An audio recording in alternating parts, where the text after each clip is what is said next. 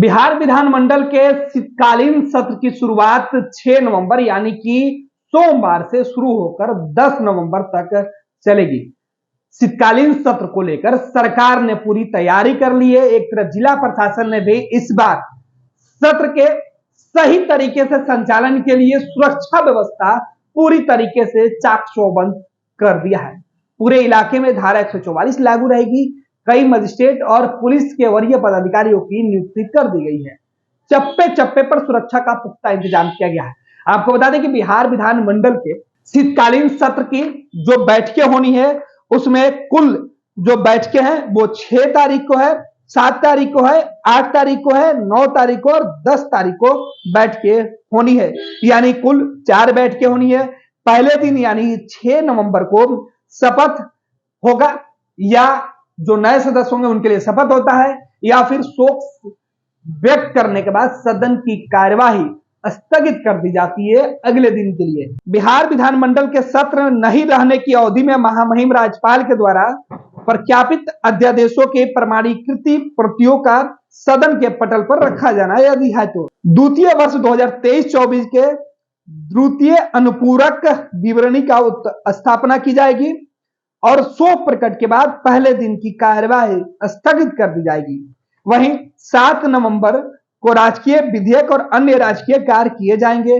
8 नवंबर को भी राजकीय विधेयक और अन्य जो सदन के अंदर कार्य होंगे वो किए जाएंगे, जबकि बृहस्पतिवार 9 नवंबर को वित्तीय वर्ष 2023-24 के लिए द्वितीय अनुपूरक व्यय विवरणी पर वाद विवाद और मतदान के लिए जो समय है वो निर्धारित किया गया है। शुक्रवार यानी आखिरी दिन, जिस दिन 10 नवंबर है, उस दिन गैर सरकारी सदस्यों के कार्य और गैर सरकारी संकल्प लिया जाएगा। उसके बाद सदन के अंदर सत्ता और विपक्ष के स्थिति देखने के बाद सदन की कार्यवाही स्थगित कर दी जाएगी। इस बीच कोई अप्रिय घटना घट जाती है तो सदन को आगे भी बढ़ाया जा सकता है। फिलहाल जो बिहार विधानमंडल के शीतकालीन सत्र के लिए 4 बैठकें निर्धारित की गई है और इन 4 बैठकों में पूरा जो विवरण है कार्यक्रम का वो इस प्रकार से रखा गया, जिसमें पहले दिन जरूरी विधेयकों को सदन के पटल पर रखा जाएगा। उसके बाद शोक संवेदना प्रकट करने के बाद सदन की कार्यवाही स्थगित कर दी जाएगी। उसके बाद से अगले दिन वाद विवाद का कार्यक्रम रखा गया है।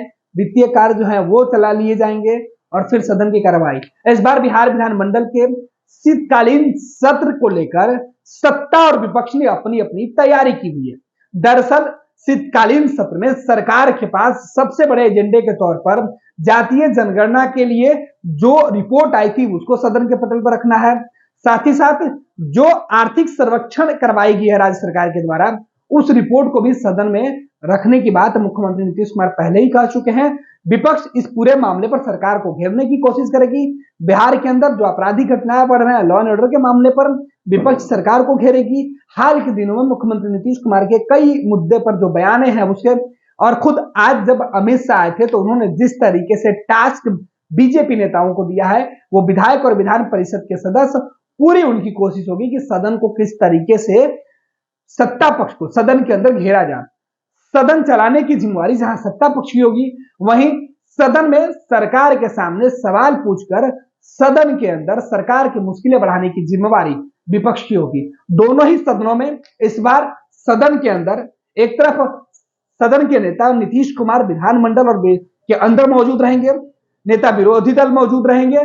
दोनों ही सदनों में मुख्यमंत्री नीतीश कुमार और नेता विरोधी दल की जो भूमिका होती है बेहद अहम होती है। बिहार सरकार के जो मंत्री होते हैं उनकी भी जो भूमिका अहम होती है। जो भी सदस्य चाहे वो सत्ता के हों या विपक्ष के हैं, जो भी वो सवाल सदन के अंदर लेके आएंगे उसका जवाब देने की जिम्मेवारी सरकार की होती है।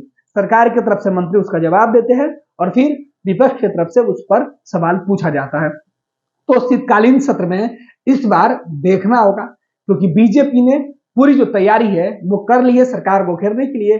जिस तरीके से मुख्यमंत्री नीतीश कुमार ये बातें कहते रहे हैं कि केंद्र की सरकार समय से पहले लोकसभा का चुनाव करा सकती है, ऐसे में ये भी हो सकता है कि इस साल का ये जो विधानमंडल का जो शीतकालीन सत्र है वो अंतिम सत्र भी हो सकता है अगर केंद्र की सरकार चुनाव पहले करा ले तो।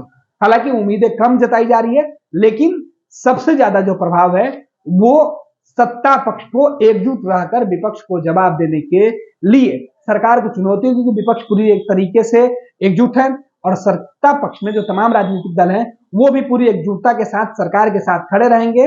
किसी भी परिस्थिति में अगर वोटिंग की नौबत आती है तो सत्ता पक्ष के लिए बड़ी चुनौती होगी कि ज्यादा से ज्यादा वोट वो सरकार के पक्ष में करा पाए। लिहाजा सरकार के साथ खड़े रहने के लिए सत्ता पक्ष के पूरी तरीके से वचनबद्ध है और विपक्ष पूरी तरीके से तैयारी में कि किस तरीके से सदन के अंदर सरकार को घेर कर बेनकाब किया जाए। पैनोरमा ग्रुप, जो सोचता है वो करता है। नमस्कार, मैं हूँ आपकी शिल्पा शिंदे। कैसन बा? ठीक बा? जी हाँ, मैं 26 नवंबर को Purnia Bihar panorama star season 6 के प्रोग्राम में आ रही हूँ। सही पकड़े हैं। पैनोरमा ग्रुप के निर्देशक श्री संजय मिश्रा जी का धन्यवाद करना चाहूँगी। तो ई होम्स पैनोरमा में शाम को 7 बजे मिलते हैं। तब तक अपना ख्याल रखना, मेरा इंतजार करना। क्या आप अपने माता पिता बनने का इंतजार कर रहे हैं? ओएसिस फर्टिलिटी ने लगभग 90,000 जोड़ों के जीवन में खुशियां भरती हैं। आज ही 8929755101 पर कॉल करें। ओएसिस फर्टिलिटी के कम लागत वाले IVF उपचार की सहायता से अपना सपना पूरा करें और सभी को खुशखबरी दें।